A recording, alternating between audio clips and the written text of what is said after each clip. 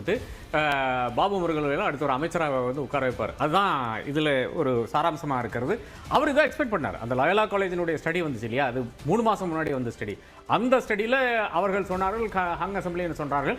நான் சொன்னேன், அனைவரும் நான் அப்படி தான் நினைச்சோம். தமிழக மக்கள் அப்படி ஒரு தீர்ப்பை கொடுக்க மாட்டார்கள் என்று நாம் நினைத்தோம். அது முற்றிலும் தவறாக மாறிவிட்டது. ஏனென்றால் அடுத்த ஜென்ரேஷனை, இப்போ சாரனுடைய ஜென்ரேஷனை வந்து எனக்கு தெரியாது என்பதுக்கு மற்றொரு சான்றாகத்தான் அது இருக்கிறது. அதாவது 40 வயசுக்கு கீழே இருக்கின்ற மனிதர்களை நாம் வந்து புரிய அந்த ஒரு வாய்ப்பை நாம் வந்து ஏற்படுத்திக் கொள்ளவில்லை. அது என்னுடைய குறைபாடாக நான் காண்கிறேன், நம்மளுடைய குறைபாடாக நான் காண்கிறேன். அப்போ அந்த மக்கள் வந்து இதெல்லாம் ஒரு பொருட்டே கிடையாதுங்க, எங்களுக்கு மாற்றம் வேண்டும் என்ற அந்த அடிப்படையில் வந்து இந்த ஒரு தேர்தலை அணியிருக்கிறதாக நாம் பார்க்கிறோம். அப்போ அடுத்ததாக இனி இப்போ எந்த கட்சிகள் வரும்னு பார்த்தீங்கன்னா, உங்களுக்கு நம்பர்ஸ் வேணும் ஃபர்ஸ்ட். என்னை பொறுத்தவரை 2 கூட்டணியில் இருக்கின்ற கூட்டணி கட்சிகளும் வந்து ரொம்ப மோசமாகத்தான் பெர்ஃபார்ம் பண்ணக்கூடிய அந்த நிலை இருக்கிறது. அப்போ அப்படி இருக்கும்போது நீங்கள் வந்து அட்லீஸ்ட் ஒரு 3-4 கட்சிகள் தேவைப்படும், 100% தேவைப்படும் என்று தான் நான் கருதுகிறேன். தற்போதைய நிலவரத்தின் அடிப்படையில் 234 தொகுதிகளில் 233 தொகுதிகளுடைய நிலவரம் கிடைக்க பெற்றிருக்கு. பெரும்பான்மைக்கு 118 இடங்கள் தேவை என்ற நிலையில் யாருக்கும் இப்போது வரைக்கும் பெரும்பான்மை என்பது கிடைக்கவில்லை. தாவேக முதலிடத்தில் இருந்தாலும் 97 இடங்களில் வெற்றி பெற்றிருக்காங்க. 2ஆம் இடத்துல அதிமுக இருக்கு, 73 இடங்களில் முன்னிலை பெற்றிருக்காங்க. திமுக 62 இடங்களில் முன்னிலை பெற்றிருக்காங்க. யாருக்கும் தற்போது வரைக்கும் பெரும்பான்மை கிடைக்கவில்லை என்ற சூழ்நிலையில் அடுத்தது என்ன? தமிழ்நாடு முதல் முறையா ஒரு ஹங் அசம்பிளியை நோக்கி போகுதா அப்படின்ற ஒரு கேள்வி எழுது. இன்னொரு கிளியர் வெர்டிக் என்ன சொல்றது அப்படின்னா, 35 விழுக்காடு தற்போது வரைக்கும் எண்ணப்பற்றக்கூடிய வாக்குகள்ல 35 விழுக்காடு வாக்குகள் தாவேகாவுக்கு போயிருக்கு. அந்த பெஞ்ச்மார்க் அவங்க கிராஸ் பண்ணியிருக்காங்க. 22-25% வாக்குகளை அதிகபட்சம் பெறுவாங்க அப்படின்ற கணிப்பு முன்வைக்கப்பட்ட நிலையில எல்லா கணிப்புகளையும் தகர்த்து தற்போது தாவேக 35 விழுக்காடு வாக்குகளுக்கு மேலாக பெற்றிருக்கிறது தான் இந்த நம்பர்ஸ் கன்வெர்ட் ஆகிறதுக்கு மிக முக்கியமான காரணமா இருக்கு. அதிமுகவுடைய எண்ணிக்கை ஒரு மிகப்பெரிய பெர்ஃபார்மன்ஸ் இருக்கு. ஏன்னா கடந்த முறை 2021 தேர்தலில் அவங்க எதிர்க்கட்சியா கூட்டணியோடு சேர்த்து 75 இடங்களில் வெற்றி பெற்ற நிலையில தற்போது அதே 73 இடங்களை நோக்கி அவங்க முன்னிலையில் இருக்காங்க. திமுக ஆளும் அரசு 2வது முறையாக தற்போது ஆட்சியை தக்க வைக்கணும் அப்படின்ற முனைப்போட தேர்தல் களம் கண்ட நிலையில மிகப்பெரிய ஒரு பிரம்மாண்ட கூட்டணி அமைத்திருந்தாலும் கூட 62 இடங்கள்ல தான் அவங்க முன்னிலை பெற்றிருக்காங்க. சோ இதன் மூலமாக தற்போது வந்திருக்கக்கூடிய வாக்கு எண்ணிக்கை நிலவரத்தின் அடிப்படையில் திமுக 3ஆம் இடத்திற்கு தள்ளப்பட்டிருக்கு. திரு ஹபீஸ், திராவிட அரசியலுடைய வீழ்ச்சி இங்கிருந்து தொடங்குது அப்படின்னு காலையிலே ட்வீட் போட்டிருக்காங்க. அதற்கான அறிகுறி தானே அது? திராவிட அரசியல் எங்கேயுமே விழுந்தா இல்லை. நிச்சயமா இன்னும் வாக்கு சதவீதம் நான் அதை தான் தொடர்ந்து சொல்லிக்கிட்டு இருக்கேன். இன்னும் எத்தனை ரவுண்டு? 2 ரவுண்ட் முடிஞ்சிருக்கா? 2 ரவுண்டு கூட முடியல. நம்ம தொடர்ந்து பேசலாம் சார். தற்போது வரைக்கும் இந்த வாக்கு சதவீதத்துடைய நிலவரத்தை பார்க்கலாம். திமுக 24.23 விழுக்காடு வாக்குகளை பெற்றிருக்கு. தாவேக 35.00, அதாவது 35 விழுக்காடு வாக்குகளை பெற்றிருக்காங்க. மற்ற கூட்டணி கட்சிகளுடைய வாக்கு நிலவரத்தையும் பார்க்கலாம். அவங்க சிங்கிள் டிஜிட்டை கிராஸ் பண்ணல. அதிமுக 23.77 விழுக்காடு வாக்கு சதவீதத்தின் அடிப்படையில் திமுக 2ஆம் இடத்துல இருந்தாலும் கூட அதிமுக எண்ணிக்கையின் அடிப்படையில் 2ஆம் இடத்துல இருக்காங்க. அதிமுக 23.77 விழுக்காடு வாக்குகளை பெற்றிருக்காங்க. திமுக 24.23 விழுக்காடு. ஆனா எண்ணிக்கையின் அடிப்படையில் அதிமுக 73 இடங்களில் முன்னிலை பெற்றிருக்கு. தாவேக 35 விழுக்காடு. ஸோ பலமுனை போட்டி இருக்கக்கூடிய நிலையில திமுகவுக்கு அது சாதகமாக இருக்கும் அப்படின்ற தேர்தலுக்கு பிந்தைய கருத்து கணிப்பு சொல்லப்பட்டது. பட் அவங்க 25 28 கிராஸ் பண்ணிட்டு 35 அப்படின்ற ஒரு பெஞ்ச்மார்க்கை தொட்டதுனால அவங்களோட எண்ணிக்கை தொடர்ச்சியாக அதிகரிச்சுட்டே இருக்கு. 98 அப்படின்ற எண்ணிக்கையை நோக்கி அவங்க போயிருக்காங்க. இன்னும் ஒரு சில 2 தொகுதிகளில் அவங்க முன்னிலை நிலவரம் பெற்றால் 100 அப்படின்ற எண்ணிக்கையை தாவேகா தொடும். ஆனா இதுதான் அவங்களுடைய பீக்கா அப்படின்ற ஒரு கேள்வியை எழுது. ஏன்னா 234 தொகுதிகளுடைய தேர்தல் முடிவு அப்படின்றது வந்துடுச்சு.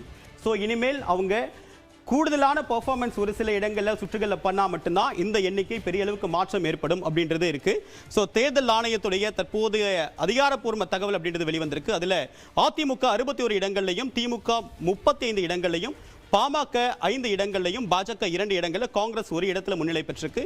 இந்திய கம்யூனிஸ்ட் கட்சியை பொறுத்த வரைக்கும் 1 இடங்கள், மார்க்சிஸ்ட் கம்யூனிஸ்ட் கட்சி 1 இடங்கள், தேமுதிக 1 இடங்கள். ஸோ பிரதான கூட்டணிகள் நல்ல சீட் ஷேர் அதிகமாக கொடுக்கப்பட்ட காங்கிரஸ் கட்சிக்கும் சரி, தேமுதிகவுக்கு 10 இடங்கள் கொடுக்கப்பட்டிருந்தது. அது பெரிய அளவுக்கு அவங்களுக்கு அந்த வலு சேர்க்கல அப்படின்றது தான் இந்த தேர்தல் முடிவோடு சொல்லக்கூடிய செய்தியா இருக்கு.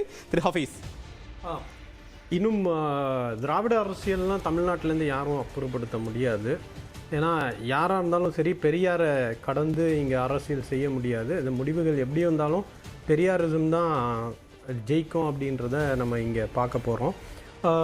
இன்னும் இருக்குது, இன்னும் 2-3 ரவுண்ட்ஸ் நடந்தால் தான் ஓரளவு கிளாரிட்டி வரும். ஏன்னா சில பூத்ஸுகளில் வந்து கான்சன்ட்ரேட்டடாக இருக்கக்கூடிய இடங்களில் ஒரு முடிவுகள் வரும். கிட்டத்தட்ட ஒரு தொகுதியிலையும் வந்து 1.5 லட்சம் 1.25 லட்சம் வாக்குகள் பதியப்பட்ட இடத்துல இப்போது 2ஆம் சுற்று தான் நடந்திருக்கு.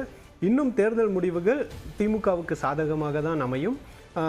தாவேக்காவுக்கு காட்டிட்டு இருக்கக்கூடியதில் கூட வந்து எந்த இடத்துலையும் அவங்க தனியாக பெரும்பான்மை பெற இடத்துல கிடையாது. அதனால் நிச்சயமாக இதை விட பெட்டராக தான் வரக்கூடிய ரிசல்ட்ஸ் இருக்கும். இதுக்கு மேலே ஏறுறதுக்கு வாய்ப்பு இருக்கிற ஒரே கட்சியாக திராவிட முன்னேற்ற கழகம் தான் இருக்குது. இதில் 71 அதிமுக, இதை விட அதிமுக ஏறுறதுக்கான வாய்ப்பு இல்லை. தாவேக்காக்கும் அதனுடைய மேக்சிமம் கிடைச்சிச்சு. இனி அடுத்தடுத்த சுற்றுகளில் வந்து திமுகவுக்கு ஏறுமுகமாக இருக்குன்றது தான். காரைக்குடியுடைய நிலவரத்தை பார்த்துட்டு இருக்கோம். காரைக்குடியில் முதலிடத்தை தாவேக்காவுடைய பிரபு, 2ஆம் இடத்துல காங்கிரஸ் வேட்பாளர் மாங்குடி தற்போது 2ஆம் இடத்துல இருக்காரு. ஆனால் அந்த இடத்துல நாம் தமிழர் கட்சியுடைய தலைமை ஒருங்கிணைப்பாளர் சீமான் 3ஆம் இடத்திற்கு தள்ளப்பட்டிருக்காரு. ஸோ இதில் திராவிட கட்சிகள் மட்டும் இல்லாமல் இந்த முறை தொடர்ச்சியாக தனித்து தேர்தல் களம் கண்டு வரக்கூடிய சீமான் ஒரு பெரிய அளவுக்கு பின்னடைவை சந்திச்சிருக்கார் அப்படின்னு தான் சொல்ல முடியும். திரு ஆர்கே சார், இப்போ 35 விழுக்காடு வாக்கு சதவீதம் அப்படின்றது தாவேக்காவுக்கு ஒரு கிளியர் வெர்டிக்ட் கொடுக்குறாங்க அப்படின்னு சொன்னாலும் ஃப்ராக்மெண்டேஷனால திமுகவும் அதிமுகவும் கடுமையாக பாதிக்கப்பட்டிருக்காதுல? இல்லை, டெஃபினட்டாக பாதிக்கப்பட்டிருக்கு. அது எங்கே பாதிக்கப்பட்டிருக்குன்னு பார்த்தீங்கன்னா, திமுக வந்து ஒரு சோஷியல் இன்ஜினியரிங் எக்ஸ்பெரிமெண்ட் மாதிரி ஒரு ஓபிஎஸ் உள்ள கொண்டு வர்றாங்க. சசிகலா அம்மையார் வந்து பயங்கரமான ஒரு சுற்றுப்பயணம் செய்கிறாங்க. ஒரு 15 to 18 கேண்டிடேட் இடத்துல வந்து அவர்கள் வந்து மாற்றம் கொண்டு வரக்கூடிய அளவுக்கு இருக்கிறாங்க. அதனால தான் சவுத்தில் இந்த அளவுக்கு பிரச்சனை வருது. அதிமுகவுக்கு வந்து சவுத்தில் தொய்வு என்பது ஓபிஎஸ்னால, அதே மாதிரி சசிகலானால தான் வருதே தவிர வேறு ஒன்றும் கிடையாது. அமமுகவுடைய வாக்குகள் வந்து அப்படியே வந்து சேரவில்லை அதிமுகவுக்கு. ஏனென்றால் ஆன்டி ஏடிஎம்கே ஓட்ஸ் தான் அமமுகவுக்கு போய் கொண்டிருந்தது. அது முழுசாக இந்த பக்கம் வராது என்பதுதான் உண்மை நிலையாக இருக்குது. அதே நேரத்தில் வட தமிழ்நாட்டில் வந்து டெஃபினட்டாக இது மேக்கப் பண்ணுவாங்க, ஓரளவுக்கு மேக்கப் பண்ணுவாங்க. அந்த தொய்வு வந்து எங்கே போகுது மட்டும் அந்த வாக்குகள் இல்லை என்றால் வேண்டாம், சசிகலாவுக்கும் வாக்களிக்க வேண்டாம், அதிமுகவுக்கும் வாக்களிக்க வேண்டாம் என்ற நினைத்த மக்கள் வந்து இன்றைக்கி வந்து தாவேக்காவுக்கு சென்றிருக்கிறார்கள். அது ஒரு ரீசனாக தாராளமாக இருக்கலாம். அதே மாதிரி திமுகவை பொறுத்தவரை திமுகவினுடைய இந்த சோஷியல் இன்ஜினியரிங்களுடைய அந்த ஒரு தோல்வி என்னன்னு பார்த்தீங்கன்னா, A+B² மாதிரி இன்னும் ஒரு எக்ஸ்ட்ரா 2AB வராது. அதான் பிரச்சனையாக இருக்கிறது. அப்போது ஓபிஎஸ்க்கு இரட்டை சின்னத்தில் வந்து வாக்களித்த நபர்கள் வந்து அனைவருமே அப்படியே மாறி உதயசூரியனில் குத்த மாட்டாங்க. அது உதயசூரியன் என்றால் வெறுக்கின்ற ஒரு பெரிய ஒரு கூட்டமே இன்னைக்கு வந்து பெரிய ஒரு கூட்டம்னு பார்த்தீங்கன்னா, அதிமுகவில் இருக்கின்ற நபர்கள் வந்து அவர்களால் முடியாது, பெரிய ஒரு கூச்சம் வரும் அவங்களுக்கு திமுகவுக்கு வாக்களிக்கிறது. அதனால வந்து ஒரு ஓபிஎஸ்க்கு பின்னடைவு வருது. அதனால வந்து இந்த என்டையர் அந்த சோஷியல் இன்ஜினியரிங்குடைய அந்த ரிசல்ட்ஸ் என்பது பார்த்தீங்கன்னா இன்னொரு 2 எலெக்ஷன் பிறகுதான் வரும். அதுவரை ஓபிஎஸ் வந்து களத்தில் இருக்க வேண்டும், இல்லை என்றால் அது சாத்தியமில்லை. அப்போ திமுகவினுடைய சோஷியல் இன்ஜினியரிங் வந்து நிச்சயமாக பலம் அளிக்கவில்லை. திமுகவுக்கு வந்த நெகட்டிவிட்டி வந்து அது முதல்வரையும் பாதிச்சிருக்கிறதே என்று இந்த ரிசல்ட்ஸில் நாம் பார்க்கிறோம்.